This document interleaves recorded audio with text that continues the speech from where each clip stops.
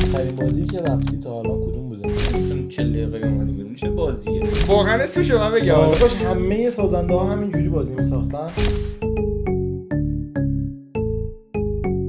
بعدم بیرون گفتم چرا هر زود تمام شد. معمای قشنگ بازی ضعف داشت. من اینو سلام، خوش اومدید به تایم فور فان قسمت اول چرا رفتی با آقای محمد ترکاشوند. سلام، منم مهدی فرزامم. اینجا به علی کمک میکنم که هاستینگ کنه و مجریگری کنه، در واقع به مهمون ویژه‌ای هم داریم. درستش ولی هاستینگ. خب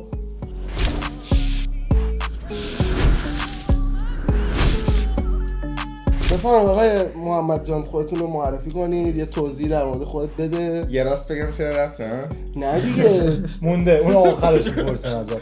خب من محمد ترکاشوندم، طراح بازی بازماندگان، مهاجران، دکده ویستل که هیچ کدومش هم نیست در حال حاضر، بازی کم دوام با کیفیت اما کم دوام، و مجموعه اسپیس. این تو میگیم که البته مجموعه اسپیس که میشه چی بنیانگذار مجموعه اسپیس. خیلی خوشحالم که الان در کنار دو دوست عزیز هستیم و در مرکز آشنایی و در مرکز اتاق فرار ایران تایم فور فان. صحبت‌های اینجوری باعث میشه که ما یه خورده اسپویل کنیم. همین الان محمد تقریبا یک سالی میشه که با ما همکاری میکنه و دیگه توی مجموعه تایم فور فان همکاری میکنه. امیدوارم اگه جای دیگه رفتیم اتاق فرار باز نپرسم بازی قرار بزنیم مجموعه چی شد و غیره. با ما اینجا و ما خریدیم محمد دیگه. به خیلی خوشحالم واقعا از اینکه الان اینجا هستم و خیلی خوش میگذره. بیش از اندازه خوش میگذره. تلاشمون اینه که خوش بگذرونیم و یه مقداری صحبت کنیم راجع به اینکه الانا درگیر چه کاری هستیم. ما که میدونیم ولی خب الان نزدیک به فکر میکنم 1 ساله که کلا خیلی درگیر محتوا شدیم و حالا سعی داریم که کلا یه سری محتوای آموزشی، معرفی و خب مثلا معرفی بازی ها و سعی کنیم که ذره سرگرمی خوبی رو معرفی کنیم و از اونجایی که کلا ما همه اینو دیگه قاعدتا میدونن مشکل خیلی سرگرمی داریم توی جایی که داریم زندگی میکنیم و خب از اون برم مردم خیلی نیاز دارن به این موضوع. تمام سعی و تلاشمون اینه که بتونیم بهترین سرگرمی ها رو معرفی کنیم و خب بتونن بقیه ببینن و لذت ببرن و خب تجربهش کنن. قبل هر رفتنی اومدنی هست. بیا راجع به داستان ورودت به اسکیپ روم و اومدنت به صنعت با هم صحبت کنیم. از چه مسیری آشنا شدی؟ از طریق چه اشخاصی آشنا شدی؟ چی شد که یهو وارد صنعت روم شدی، مجموعه زدی؟ خب ببین اینجوری بود که من یه دوستی داشتم به نام آقای جمالپور که الان صاحب مجموعه اسکیپ فا هستن. اینطوری بود که خب من کارم خب همین فیلم برداری و تدوین و اینجور داستانا، کارهای مربوط به سوشال بود و موزیک دیگه. و آره این همیشه یادم میره ولی بیشتر چیزی هم که دوست دارم همون موزیک هست. یعنی اینو همیشه یادم میره ولی همیشه اونجوری شروع میشه.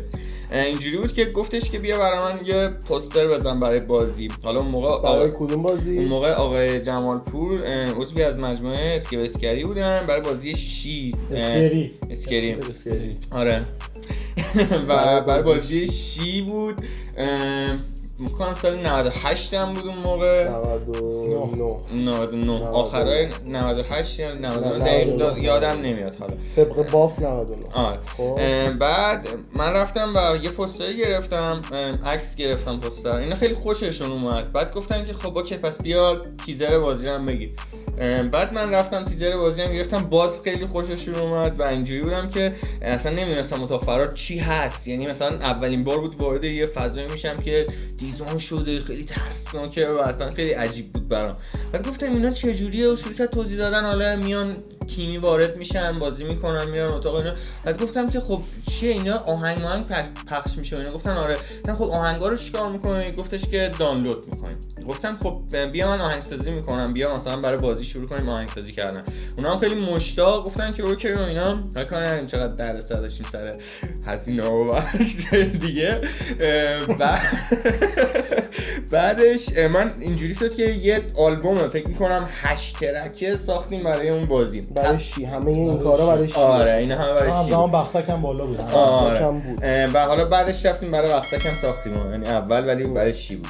و وقتی که این کارو کردیم اون موقع فکر می‌کنم شی اولین بازی بود که 2 تا اکتور خانم داخلش بود که جیغ می‌زدن. آره و حالا اون موقع زیاد جیغ نمی‌زدن چرا؟ چون یکیشون اپرا کار می‌کرد و اون اومد چیکار کرد؟ اون اومد گفتش که آقا تو که آهنگ ساختی نوتای این بازی رو بده من، روی این نوتا هم شروع کنم خوندن توی بازی و اینا.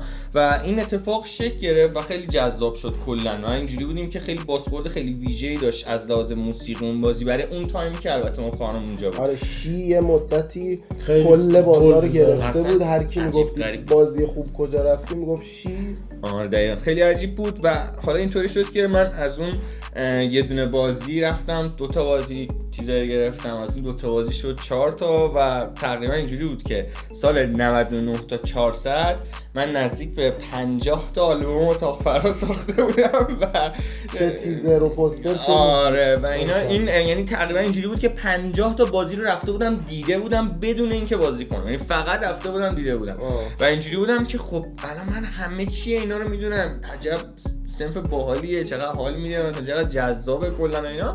تو فکرم افتاد که خب آقا بذار ببینیم اگه میشه مثلا ما خودمونم مثلا وارد این صنف بشیم و حالا یه بازی طراحی کنیم، چون همه چی رو میدونستم و دیگه تقریبا فهمیده بودم که آقا مثلا چه جوری میشه یه همچین چیزی رو ایجاد کرد.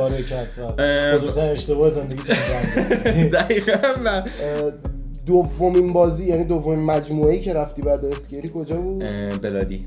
آها بعد شی و بختک رفتی، رم و هیپنوگرام تیزر هیپنوگرام بودش و خیلی هم باحال بود اتفاقا. اونم خیلی بازی جذابی بودش نسبت به اون تایمی که بود. واقعا حالا اون موقع خیلی بازی جذاب‌تر بودن تا الان. متأسفانه آره واقعا جذابیت بیشتری داشتن بازی اون موقع.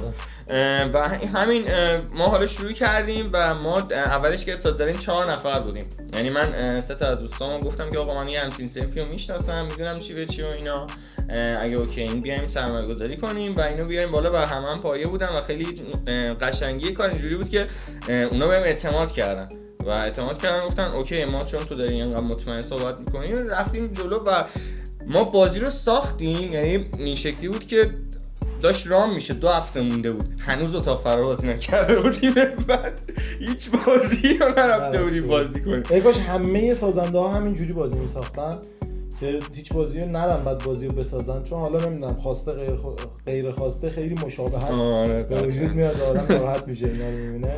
دمت گرم که این کارو کردی، بازی نرفته. بعد به قسمت معما رسید دیگه، واقعا اونجا گیر بودیم، یعنی بعد میرفتیم میدیدیم که چقدر بعد درگیری ایجاد کنیم توی ساختمون و حالا کلا مشکل خودم مثلا بعد از اینکه حالا بازی ماجرا ساختیم یه 2 سال بعدش اینو فهمیدم ما بازماندگانمون ضعف معمایی داشت، چون که اصلا اونقدر آشنا نبودیم اتاق و خیلی ساده بود و اینجوری بود که هر بازیکنی که میومد خب از لحاظ دکور فضایی خیلی دوست داشتن بازی رو، اصلا باورشون نمیشد که وارد یه همچین بازی شدن، ولی از لحاظ معمایی قشنگ بازی ضعف داشت. من دیگه خودم اون موقع نمیدونستم، ولی وقتی که هی تجربه‌ام تو اتاق فرار زیاد شد، هی رفتم بازی‌های دیگه رو دیدم و اینا، فهمیدم که نه اصلا بزرگترین ضعف اون بازی معماشه. و خب یه جوری هم بود من همیشه مثلا به چیز میگفتم، به بازیکنان میگفتم من یه ذره سعی داشتم که ورودی اسکیپ اولی بگیرم و نمیخواستم کلا زیاد، چون حالا خودمونم اولین تجربه‌مونه بخوایم بازی رو خیلی سخت کنیم، گیم پلی پیچیده‌ای بذاریم و دوست داریم خیلی ورودی بگیریم، چون فضای بازی هم جذاب بود، میتونست جذاب باشه برای کسایی که میخوان. به نظرم کاملا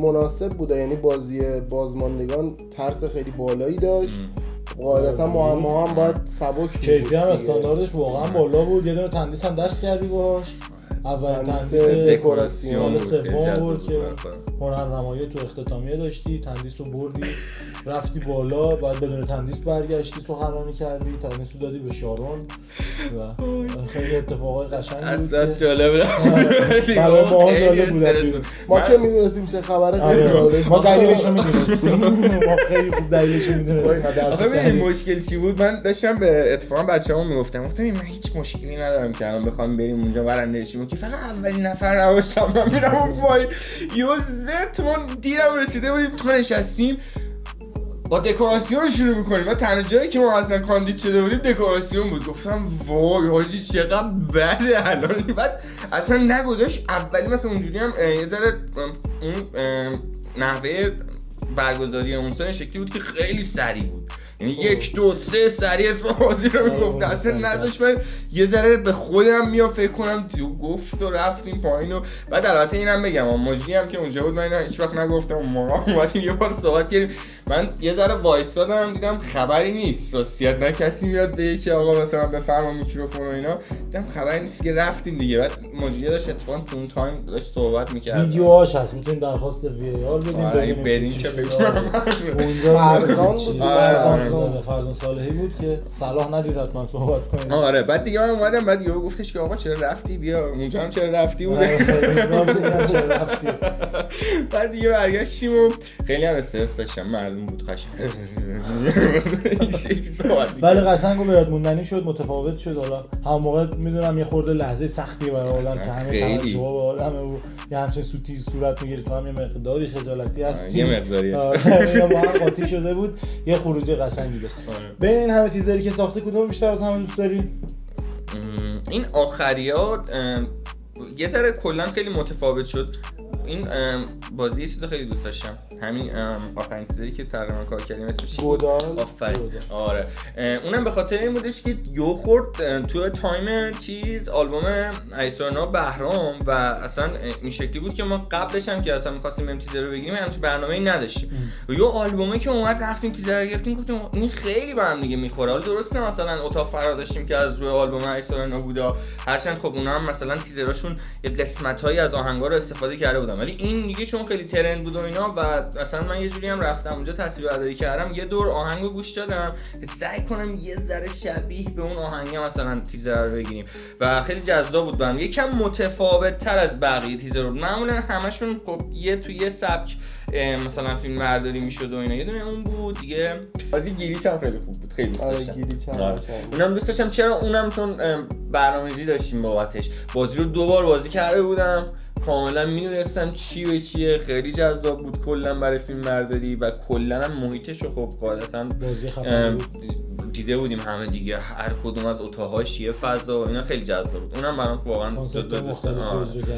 یه چیزی راجع به تیزر گودال همین چند وقت پیش که ریلیز شد ما ظهرش یه مجموعه دار رو دیدیم اینجا، یعنی من دیدم یه مجموعه دار راجع به همین تیزر صحبت کرد و صحبتاش هم مثبت نبود که چه وضعشه، بیخیال علی سورنا بشن دیگه هرچی رفتیم. یه بازی خودت بودی راجع به تیزر دوباره صحبت بود، بازی سومی که رفتیم باز راجع به تیزر صحبت بود و من واسه من خنده‌دار بود که خب این کار تیزر تبلیغاته و خب مثلا حالا بازی گودال یه بازی بود که تازه اومده بود بالا، خیلی اسمش نچرخیده بود و با کمک این تیزر خیلی یعنی اگه بخوای ببینی این بازی تبلیغاتی چجوری کار کرد با همین تریک کوچیکی که تو پیاده سازی کردی، استفاده از ترند که خب یه چیز خیلی عاقلانه‌ای که انجام دادی و واقعا تحسین برانگیزه، باعث شده که تو دهن همه بچرخه، حالا چه مثبت بخوام بگن چه منفی. و این کار تبلیغات دقیقاً همینه که حالا انتقاداتی که شده بود این بود که مثلا یا تکراریه، چه خبره که هیچ تیزری نبوده که این کارو بکنه، پس تکراری وجود نداشته. درسته بازی‌های زیادی بوده که خب اولین بازیش بازی طاق خونی بوده که خیلی متفاوت بوده، یعنی صرفا من می‌خواستم یه الهامی بگیرم از آرتیست مورد علاقه‌ام که حالا اونجا من 2 تا چیز استفاده کردم، یکیش علی سورنا بود که خب بعدش خیلی وایرال شد دیگه، عیناً استفاده کردم، می‌دونم شهرستان‌ها هم الان هست و یه دونه‌ش هم احسان عبدی‌پور بود، یه پادکست نویسه که خوشبختانه دیگه با اون خیلی آشنا نیستن که برن تو دنیای اون و اونجوری هم همون تکرار انجام بدن، ولی خب تفاوتی که ایجاد شد یه ادای احترام وجود داره، یه دونه هم چیزی که بدون توجه به کپی رایت و غیره اثر هنرمندو برمی‌دارن، هر بلایی که می‌خوام سرش میارن که تو اون تیزری که ساختی هیچ کدوم از این 2 تا نبوده. پس حالا با هر وجه نظری که داشتن انتقاد کردن از این مسئله مثبت بود در آخر. و حالا یه کار موضوعی خودشو هست کرد. بابت همین صحبت که داری میکنی، خب اینو قاعدتا اکثرا میدونن کاری که کلا هیت یا نظر منفی نداشته باشه خب یه ذره مسخره است. اون هیت و نظر منفی اصلا کمک کننده است. میفهمی که آقا خب اوکی مثبت داره منفی هم داره، ولی کاری که منفی نداشته باشه خب اصلا یه ذره میلنگه، یه جایش میلنگه، بعد حتما منفی هم داشته باشه. و وقتی منفی داره میفهمی که خب اوکی تو یه ذره حداقل کارتو درست انجام دادی. و جذاب بود اصلا که آقا منفی هم هست مثبت هم هست. خیلی دوست دارم، خیلی هم شاید دوست نداشته باشم. تو بازیات هم همین رو تجربه کردی یا نه؟ منفی هم باشه. متاسفانه بازماندگان داشتیم یه سری کسایی که خیلی پلیر بودن میومدن توی بازی سر همین معماهایی که دارم بهت میگم، آقا ما چیه مثلا 40 دقیقه اومدیم بیرون چه بازیه. ولی خب اینجوری بودن که خب ببین میگم چون از یه سری بازیکن‌ها واقعا انقدر میترسن داخل بازی و استرس دارن، معمایی که آدم میبینه میزنه هم یهو میبینی یک رو پشت اون معما وای میستن به خاطر اون حجم از استرس. ولی خب کسی که مثلا 250 تا بازی کرده 300 تا بازی کرده میاد قشنگ نگاه میکنه میزنه و میره و 1000 تا اکت و چیزی هم بخوره اصلا براش مثلا عین خیالش هم نیست و رد میشه و میره. خب قاعدتا خب اون یکم تو اون بازی‌ها شاید خیلی سریعتر عملکرد داشته باشه. خب برای اون دیگه باید طبیعی باشه، اینو خودش باید بفهمه که آقا من با این حجم از تجربه وقتی وارد یه بازی میشم اینجوری سری معما حل میکنم، خب باید هم 40 دقیقه بیام بیرون و اگه تو 40 دقیقه نیای بیرون دیگه مسخره هستش. و این نباید تبدیل به نظر منفی بشه. یعنی حالا دوست دارم واقعا اینو حرفو همه بازیکنایی که تجربه بالا دارن ببینن و بشنون. آقا تو با اون حجم از تجربه که داری میری بعد واقعا به سری چیزای دیگه نگاه کنی. وقتی اینجوری میری یکم صبر کن، دکور رو ببین، سری زدنت هم قشنگه. تو که میتونی بالاخره تو 1 دقیقه معما رو بزنی ولی یه ذره تمرکز داشته باش، فضا رو ببین. آره اینجوری رفتن تو هم بیرون هیچ چیز نمیشه. از اون در بیرون قرار نیست اتاق فرار وقتی زود تمام می‌کنی بیرون جایزه بده. هیچ اتاق فراری نریم که بابت زود تمام کردن شاید امتیاز باشه و اینجور داستانا. چندین سال پیش. آره. ولی اونجوری چیز نیستش که تو زود تمام می‌کنی تندیس افتخار بدن آقا آفرین خیلی سریع تمام کردی بیا اینجا.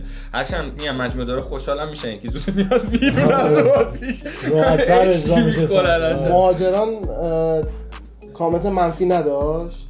نرسید به اون. واسه به همین درسته. آره دقیقاً اینجوری بود که 3 ماه کلا بازی رام بود. تو اون 3 ماه هر کی میومد اینجوری بود که آبغن بعد میآوردیم ته بازی با هم گریه می‌کردیم. این شکلی بود. بعد ما دقیقاً از تایمی که ران کردیم تا 1 ماه اول بازی که رام بود من خودم میدونستم که ممکنه بازی جمع بشه. دیگه اون 1 ماه گذشت دیگه همینطوری درصد جمع شدنه برای من بیشتر میشد و من دیگه اینجوری بودم که خب بذار من بگم به بازیکن‌ها اگر دوست دارن دوباره بیان، اگر مثلا دوست دارن رفیقشون که مثلا یک بازی غیر ترسناک و دوست داره فضاهای مختلف رو تجربه کنه حداقل بره بگه سریعتر دوستاش بیان. و هر کی از بازی میومد بیرون وقتی بهش میگفتم که بچه‌ها بازی فکر می‌کنم که 3 ماه دیگه میگم 2 ماه دیگه قرار جمع بشه، این شکلی بودن که وای نه. بعد ما همه سانس‌های مهاجرانمون با تأخیر رام می‌شد. چرا؟ چون تا بازی 1 روب داشتیم راجع به این موضوع همه بازیکن‌ها صحبت می‌کردیم. گفتیم که خب آقا چیکارش کنیم؟ همه گفتن آقا یه راهی نداره. گفتم به خود شما که میگید یه راهی نداره، من دنبال 1000 تا راه هم که این بازی رو نگه دارم. ولی آخرام که جمع شد و بابامون نتونستیم کاری بکنیم. واقعا ناراحت کننده بود. واقعا بازی خیلی خفنی بود. دوباره دست مریضات میگم بهت بابت ساختنش. بازی بود که خیلی دوست داشتنی بود. همه کسایی که بازی نکردن از دست دادن واقعا. معدود بازیایی هست که آدم بگه مثلا آدم از دست میدتش واسه تجربه کردن، به خصوص الان با این شرایط. راجع به بازی‌های خوب صحبت کردیم. بدترین بازی که رفتی تا الان کدوم بوده؟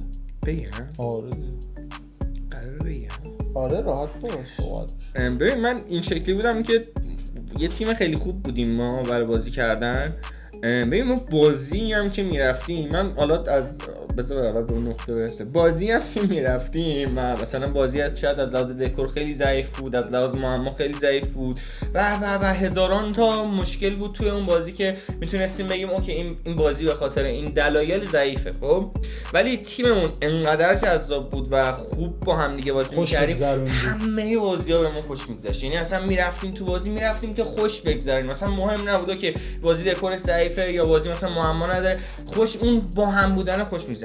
اما من اول عذرخواهی هم میکنم چون بعد بازی هم باهاش کلی صحبت کردم اون مجموعه. یک بازی ما رفتیم واقعا اسمشو من بگم یه بازی ما رفتیم این واقعا هیچ وقت یادم نمیره، این تجربه بدی رو برای ما کلا رقم زد.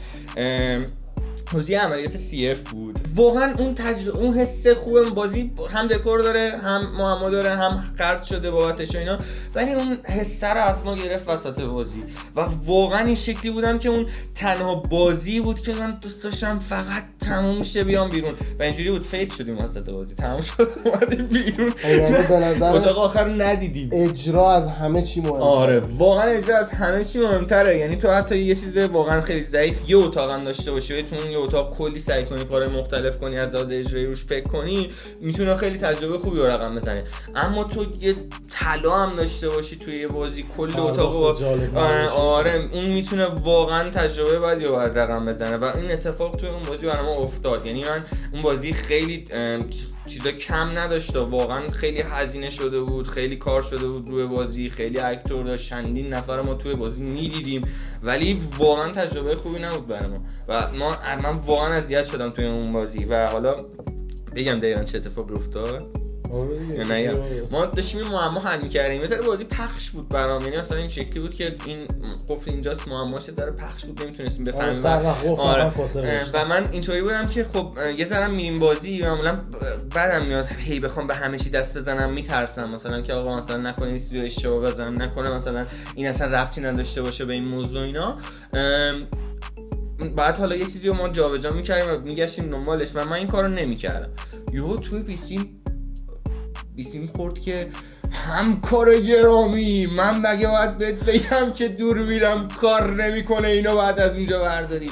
من یهو اصلا شوک شدم، گفتم وا خب این الان یعنی چی؟ من توی بازی هم همکار گرامی چیه توی بازی؟ اتمسفر بازی تو بیسیم من میگی من حتی اگه یه چیزی هم اشتباه کنم تو بگو من یه بازی کنم که دارم اشتباه میکنم.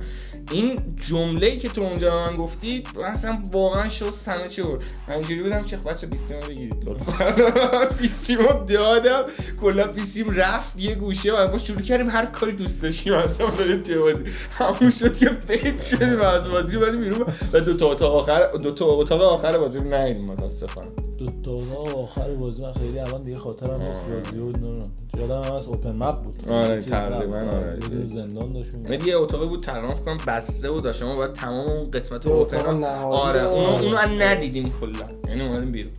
خیلی هم عالی. حالا بهترینات هم بگو دیگه، بدترین گفت. بهترین چند تا دارم؟ یه دونه بگو دیگه، یه دونه بدترین گفتی. یه دونه بدترین. خب این یه بازی تو اون یه دونه که خب تجربه خوبی رو برای همه رقم زده، واقعا هممون هم خیلی دوستش داریم. خب چیزا خیلی مشخصیه، خب مثلا خب آرماگدون رو همه دوست دارن. خب اینو واسه بزنیم کنار. خب بازی که تو ذهنم از لحاظ داستانی که یه اکتورم داشت که الان پشت دوربینه و خیلی حس کلا فانتزی بهم داد و اونم بازی هم جواب شد بازی استیکس بود. ببین من واقعا توی اون بازی رفتم تو دنیای مردگان آمد، اصلا خیلی اتمسفرش بالا بود، واقعا حال داد بهم، جدی میگم. یعنی اصلا و اینطوری بودم که چجوری میشه تو اتاق فرار همچین حسی رو ایجاد کرد؟ چجوری میشه منو واقعا ببری مثلا توی یونان بود؟ داره خیلی خفن بود و اونم واقعا حیف که اون بازی جمع شد، واقعا حیف. یعنی من واقعا اون تنها بازی بودش که خیلی از لحاظ داستانی منو نگه داشته بود و من اومدم بیرون گفتم چرا انقدر زود تمام شد، چرا این بازی باید زود تمام بشه؟ و حالا یه سری خودت صحبت کرده بودیم و برو گفتی که آقا بازی که یه ذره مثلا اوجش باید اینجوری روی حالت موجی قرار داره بذار سریعتر تمام شه که زیاد نمونه و اون باگای ریز دیده نشه توی بازی. اون تقریبا همون بود و واقعا مثلا ما تو بازی انقدر تو داستان بازی بودیم اصلا هیچی متوجه نمیشه و واقعا تو دل داستان بازی بودیم. خیلی واقعا تجربه خوب بود برام. همین که ناراحتم که چرا جمع شد، همین که ناراحت بودم چرا زود تموم شد و خیلی اون بازی خیلی یادم موند. آره و یه بازی بگو که الان هست یه چیز زنده بگو. چیزی که الان هست اونم مثل که خبرش رسیده که داره جمع میشه داره جمع نمیشه، داره آپدیت میشه، از اون فرم داره میاد بالا. بازی گلیچ اونم بازی خوبی بود، اونم دوست داشتم خیلی. الان میگم اونم باز دوباره مثل این که دارن آپدیت میکنن و من کلا تا اخبار آپدیت شد نمیدونستم. کلا دارن بازی رو تغییر میدن و آپدیتی که دارن بازی تقریبا فکر کنم ترسناک میشه کلا. مجبور بازاری مجبور میشن. حالا همین که مجبورن، همین که خب ببینه پلیرایی که باید بازی میکردن فکر کنم همه دیگه بازی رو بازی کردن دیگه، یعنی اونا هم دیگه چاره‌ای ندارن قاعدتا. ولی اون بازی هم بازی بود که تو ذهنم بود و خیلی جذاب بود دیگه. چی بود؟ هرچی که از ترس فاصله بگیره رو دوست داری. آره همون وقتی خب از اون منم هر چی بازی ترسناک میگم اینو بنز میترسم تو بازی، یعنی اونم باز برام جذابه داره. هنوز جذابیت ترسو داره برات. آره بعد باورم نمیشه که هنوز بعد از این مدت میریم وقتی خودمو تو اون حس بازی قرار میدم قشنگ میترسم. من میگم بس کن بی، ولی حال میده، خیلی حال میده واقعا. سختی دیدینم ماشاءالله ادام نیستش. خب پس بریم برای ادامه. تو یه سوال بپرس، من پرسیدم. من هیچ صحبتی باشه. ببین الان صحبت کردیم که مثلا حالا گیریش داره این اتفاق براش میفته، خیلی بازی‌ها مجبور شدن ببندن، خیلی بازی‌ها مجبور شدن اون قسمت خاص و خفنشون رو تغییر بدن به خاطر دلایل مختلف. متاسفانه. تو چی شد که کم کم شروع شد که دیگه نباشی؟ مشکل بزرگی همه اتاق فرارا الان در حال حاضر توی تهران، حالا این کم کم تو کرج هم مثلا که داره صدارت میکنه، ملکه. یعنی یک مشکل ملکی به خاطر همسایه، به خاطر ساب ملک و دو اجاره. من دقیقاً بازی مهاجران رو که به خاطر مشکل ملکی از دست دادیم، یعنی اینکه اینجوری بود و دوست نداشتیم من واقعا جمع بشه بازی، یعنی فکر کنم اگه اون بازی جمع نمیشد الان کماکان هنوز من تو پلی‌استیشن سانس میداد و خوشحالم از این موضوع که الان حتی جمع شد بازی‌ها. واقعا الان زندگی خیلی نرمال‌تر و جذاب‌تری دارم تا اون حجم از استرس توی بازی ران کردن. ولی یک کلا مشکل ملکیه که واقعا همه اتاق فراران درگیرشن و سر ساب ملک و هزاران تا مشکل دیگه این شکلی مجبور میشن بازی رو ببندن. یعنی ما مهاجران رو سر این موضوع از دست دادیم، دو اجاره و بازماندگان رو سر این موضوع از دست دادیم. انقدر حجم اجاره بازی بالا رفته بود و بازی 3 تا اکتور داشت و ما آخر ماه مثلا چه میدونم خیلی این فکر کنم دردیه که همه فکر کنم مجموعه اصلا درگیرش هستن. ما حساب کتاب میکردیم 3 نفر آدم مثلا خب شریک هستیم توی بازی و اینا، نفری مثلا 3 میلیون تومان واقعا سود بود برام. بعد ما هر روز داریم کار میکنیم، 3 تومن خیلی مسخره است، واقعا مسخره است. و هر روز کار کنی به خاطر 3 میلیون تومان. یعنی حالا نمیگم روزمره میگذشت، یعنی مثلا خب همه کارهای روزمرهمون، هزینه‌های روزمرهمون اینا انجام میشد خب. ولی من مثلا یه جوان 25 ساله واقعا مثلا یه مبلغی باید در ماه برام میموند که بتونم یه ذره شاید خرج خودم کنم، یه ذره خرج تفریح کنم. با 3 تومن چی کار میتونستم بکنم؟ هیچ کاری نمیشد بکنیم و خیلی دوست داشتیم بازی رو و هی هم داشتیم زور میزدیم که این اتفاق نیفته. ولی اینجوریه که دیدی مثلا تو ناراحتی میگی آقا یه چیزی بعد به هم بخوره، میگیم نه هی مقاومت میکنیم و هم نخوره، ولی باید تهش قبول کنی که اون باید بره. اینم دقیقاً همون فرم بود دیگه. خیلی زور زدیم این اتفاق نیفته، ولی دهش گفتیم الان هم دیگه هم املاکی‌ها هم کسایی که اجاره میدن همه میدونن اتاق چیه و چقدر درآمدشه و خب دیگه اجاره ها رو میبرن بالا و خیلی هم غیر منطقیه این موضوع. کلا امیدوارم که هر چه سریعتر یه راهکاری یه چیزی بابتش بیاد که این وقتی اقتصاد اینجوریه چه راهکاری فعلا فقط به سمت بدتر شدن وجود نداره. کشتیمون غرق شده واقعا. بعید میدونم که حداقل این یه مورد براش چاره‌ای باشه، راه حلی باشه و همینجوری قراره این آسیبشو برسونه و بیشتر هم بشه این قول املاک و اجاره و من یه درخواستی رو دارم، این حرفم همیشه میزنم، امیدوارم که تدوینگر عزیزمون اینو یه جوری بولد کنه قرار بده. الان سال 403 ایم، خب با این وضعیتی که داریم باز هم اتاق فرار داره وارد بازار میشه و هممون هم میدونیم که خیلی خیلی از بازیایی که دارن وارد میشن افتضاحن و واقعا ارزش بازی کردن ندارن. خب این افتضاح بودنه هم باعث میشه که مخاطب با من الان مثلا با یک نفر آدم جدید صحبت میکنم راجع به اتاق فرار صحبت میکنم که